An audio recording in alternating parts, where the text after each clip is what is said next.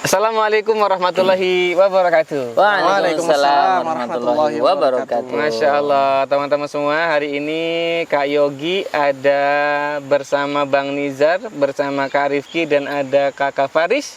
Kita lagi di Taman Nasional Gunung Merapi. Bisa dilihat ya belakangnya ada parkiran bus ya teman-teman ya. Bukan. Bukan ya Bang? Bukan. Apa Bang? Parkiran jagung. Bukan dong. Bukan juga. Ini ilalang adik-adik ya. Ilalang. Rumput-rumput yang biasanya buat makan sapi, kambing ya. Nah, hari ini kita mau membahas topik yang menarik ini. Topiknya apa nih Kak Rifki? Alternatif. Topik Podcastnya itu podcastnya. Misteri Gunung Merapi. Misteri Gunung Merapi. Teman-teman. Karena ini nih, dulu waktu Kak Yogi kecil itu sampai ada di filmnya. Ada Iya, ya. ada film di Bang. Indosiar ya. Iya. Segini kayak gitu. Apa? Waktu kecil gini itu kecil itu bukan Kekecilan orang ini. masih kayak gini ya. Zigot itu. Iya. Ada filmnya? Ada filmnya, ada. Misteri Gunung Merapi. Jadi digambarkan Gunung Merapi itu banyak sekali setannya, banyak genderuwonya. Nah, genderuwo itu monster adik-adik ya teman-teman ya. Terus ada penunggunya sangat kuat Kak Rifki. Jadi orang kalau mau ke Gunung Merapi itu nanti bisa berurusan dengan makhluk-makhluk itu.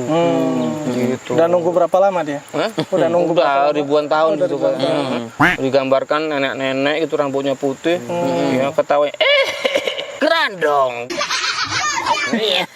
Gitu, kayak gitu dah. Ya, yang dong ya. Iya gitu. Kayak Bashir sebenarnya nih. Iya gitu. Bashir, oh itu gerandongnya itu. Grandong. Nah, kalau malampirnya kalau kumbara. Siapa dirimu? Kumbara di sini menunggu. Malah pantun ya. Iya. Kalau Joni Iskandar gimana? Enggak tahu. Emang nggak tahu, ngarang kok Joni Oh, Iskandar. jadi sekali. Genderuwo tuh kalau di Indonesia genderuwo ya? Kok bisa? Ya jadi aja sih. Oh, jadi ayah genderuwo. Enggak gitu juga Genderuwo. ya. Enggak gitu, mohon maaf. Kurang ya nice try lah Kak Rifki ya. ente. Kurang keras lah Enggak usahanya. gigi. Jadi teman-teman semua, katanya sih di Gunung Merapi banyak setannya gitu ya. Nah, emang bener kayak gitu ya konsepnya dalam Islam. Memang tiap gunung ada setannya dan kita harus takut gitu sama setan-setan di gunung. Nah, gimana Bang Nizar sebagai pengamat politik ini? Aduh. Salah ya, Enggak. pengamat sosial media ini Bang Nizar. Gimana? Apakah ada isu-isu berkembang kalau pendaki-pendaki gunung itu katanya ada mitos-mitos serem-serem gitu? Gimana Bang Nizar? Bener nggak sih itu Bang? Iya, itu banyak sekali. Bahkan kalau di Instagram sendiri atau TikTok atau media sosial lainnya gitu ya. Iya. Kalau atau termasuk YouTube ya. Biasanya kan banyak konten-konten YouTuber yang naik gunung, terus cerita serem gitu. Cerita Cerita serem terkadang ada yang bikin cerita bahwasanya kalau masuk sini harus salam dulu, kalau nggak salam nanti diikuti. Terus kalau misalnya ada mitosnya juga tuh, kalau misal ketemu kakek-kakek atau nenek-nenek, kita berdiri terus membelakangi dia, terus kita lihat dari belakang. Dari di Selangkangan. antara kaki. Kalau ada kakinya berarti dia normal. Kalau nggak ada berarti dia jinnya. Oh, setannya. Itu kayaknya pas lompat itu. Iya, bisa jadi. Enggak selama itu sih. Katanya ketemu kakek-kakek, nenek-nenek gitu ya. Ya logikanya juga kakek-kakek nenek-nenek ngapain di gunung ya? Kan susah ya naik gunung Iya. gitu ya. Iya. Kan udah ngos-ngosan juga kalau ke gunung. Tapi di Gunung Lawu tuh ada simbah-simbah loh yang jualan di atas Gunung Lawu ya. Iya itu. Ya kan jualan Viral pecel. juga. Tapi balik lagi ke misteri di gunung. Iya. Katanya ini kalau naik gunung nggak boleh ganjil kita. Iya. Nanti itu biasanya banyak juga. ada yang Kena tilang. menggenapi. Menggenap. Bukan. Bukan ganjil genap itu. Jakarta itu. Jakarta Oh, itu. Jakarta. Jogja enggak berarti. Jadi katanya ada yang menggenapi. Atau ada istilah tuh sekawan limo.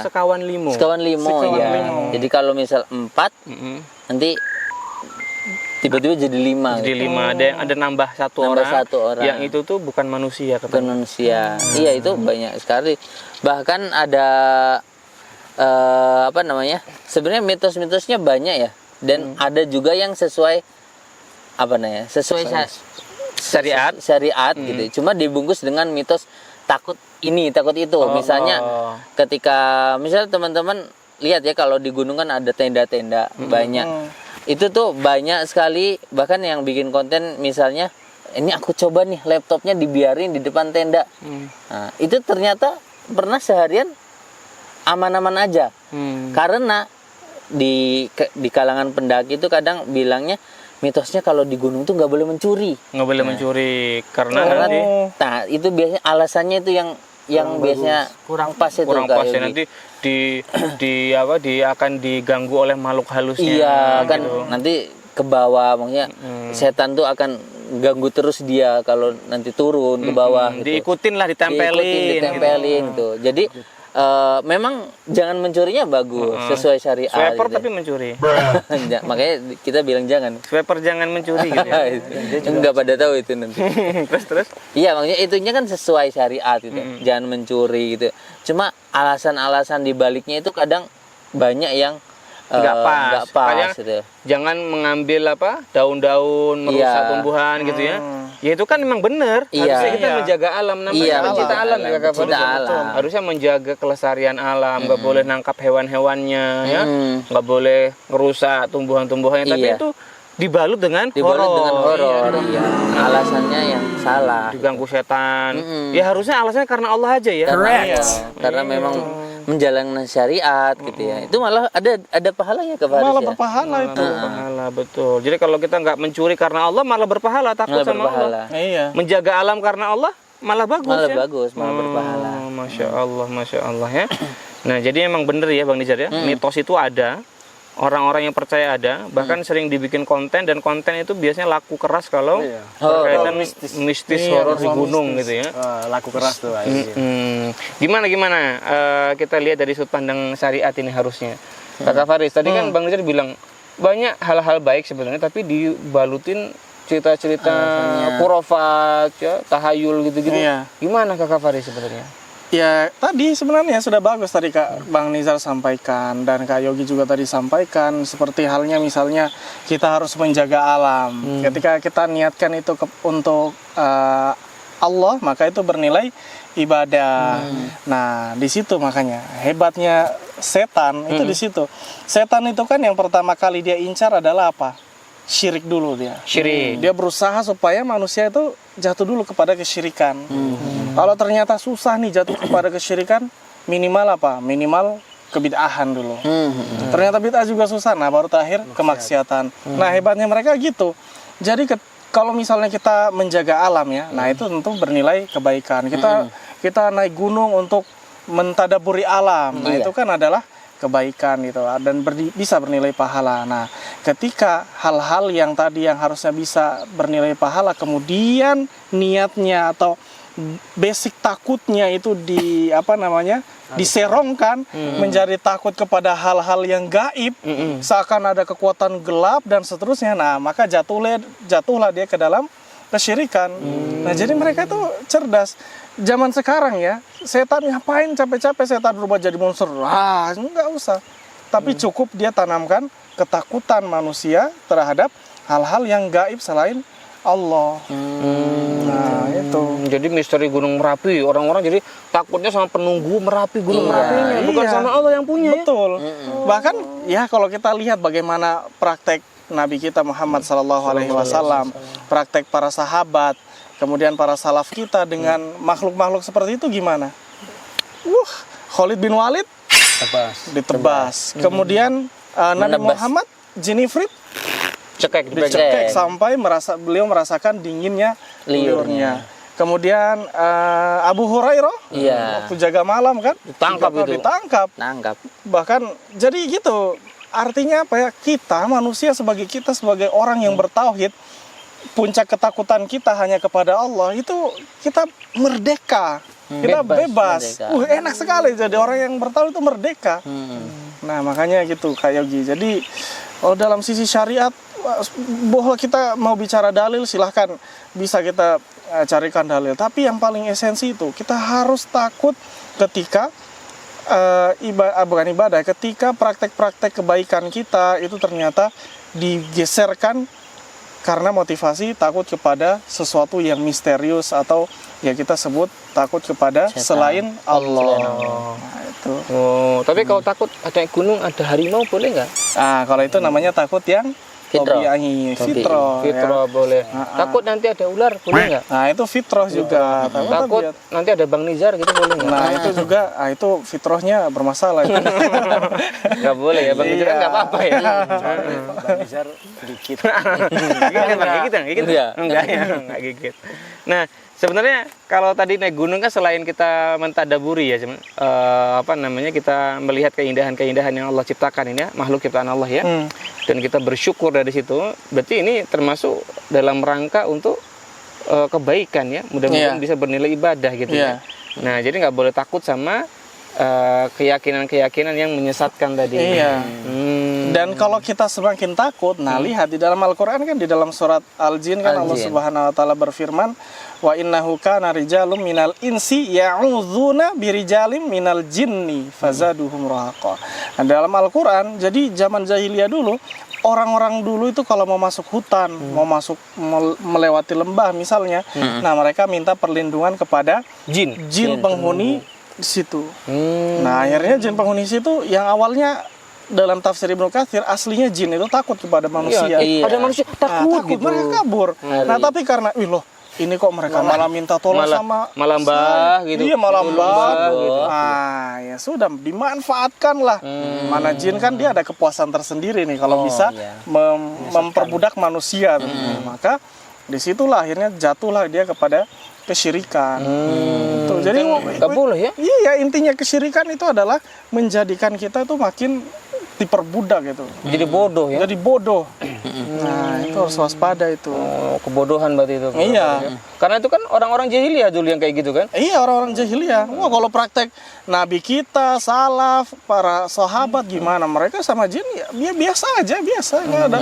Kita Nggak takut, dunia kita sendiri-sendiri, kita fokus aja ibadah Tuhan kita Allah. Jin pun nanti apa? Jin juga mati, dia merasakan sakaratul maut. Dia akan takut kepada siksa kubur. Dia akan merasakan sakit. Dia nggak bisa jawab marobuka wa madinuka wa manabiuka, dia juga akan kena azab kubur. Ngapain kita sama gitu. Sama dengan mereka.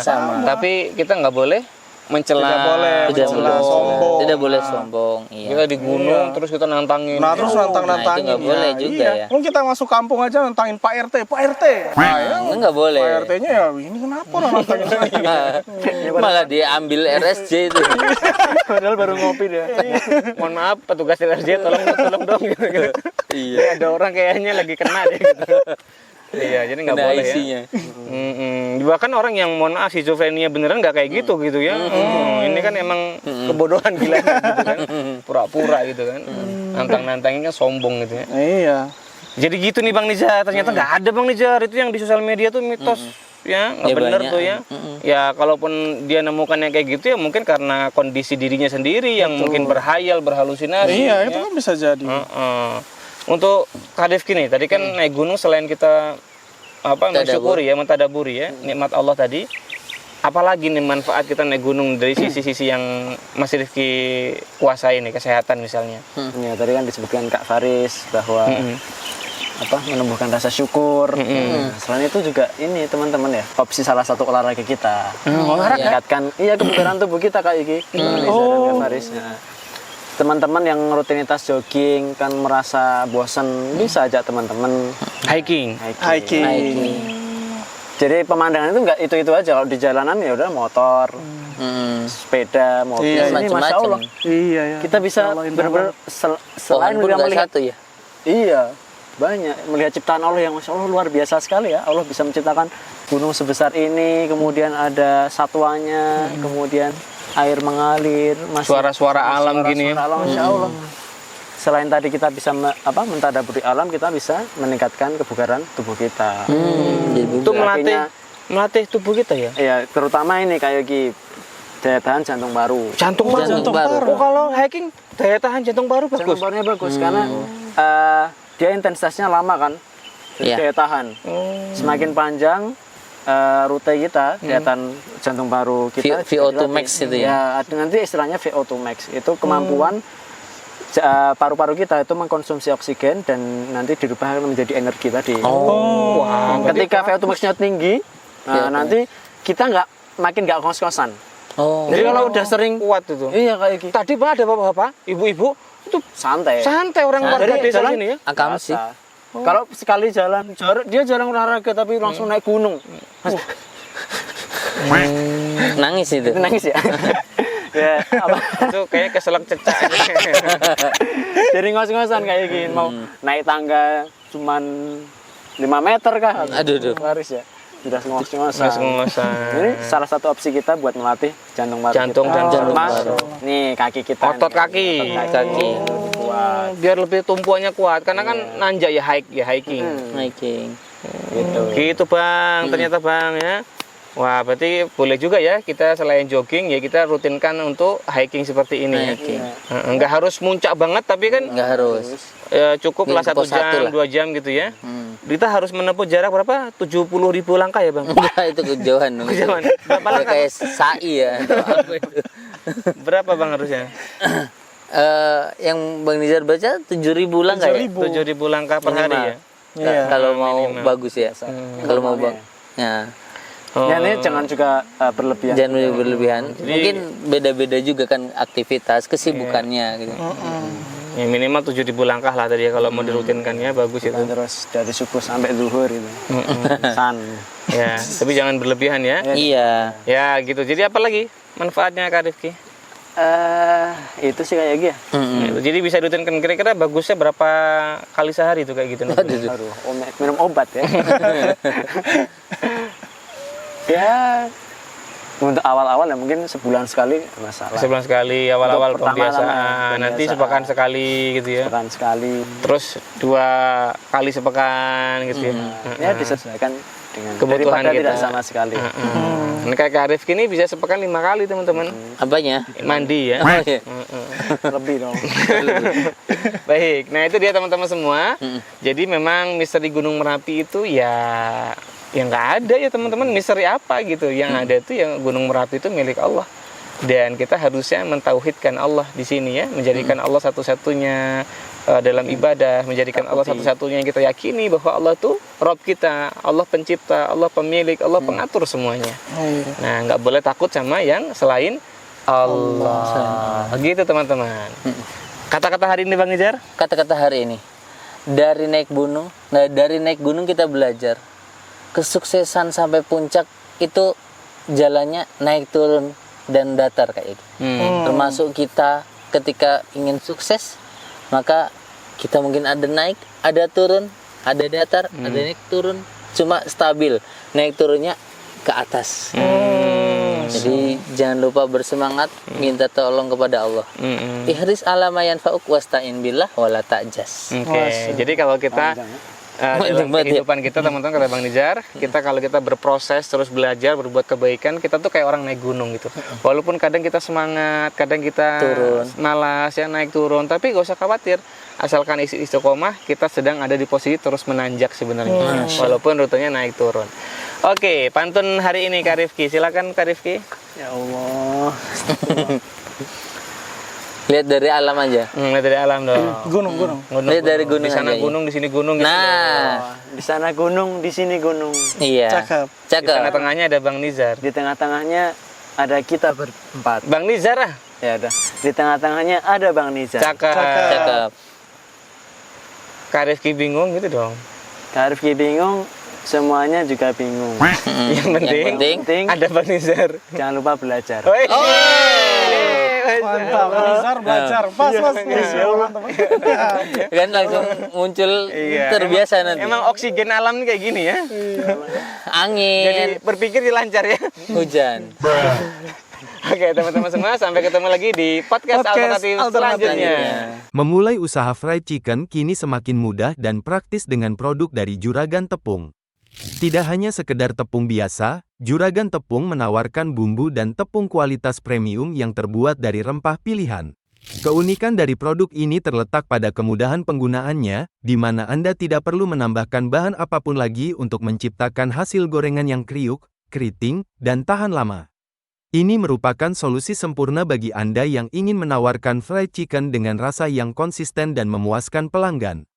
Kepraktisan penggunaan produk Juragan Tepung tentu sangat menguntungkan bagi para pelaku usaha kuliner, khususnya bagi Anda yang baru ingin memulai bisnis fried chicken. Untuk mendapatkan produk Juragan Tepung, Anda bisa langsung menghubungi admin penjualan melalui WhatsApp Selain itu, produk juga tersedia di platform e-commerce seperti Tokopedia dan Shopee dengan akun Juragan Tepung Official.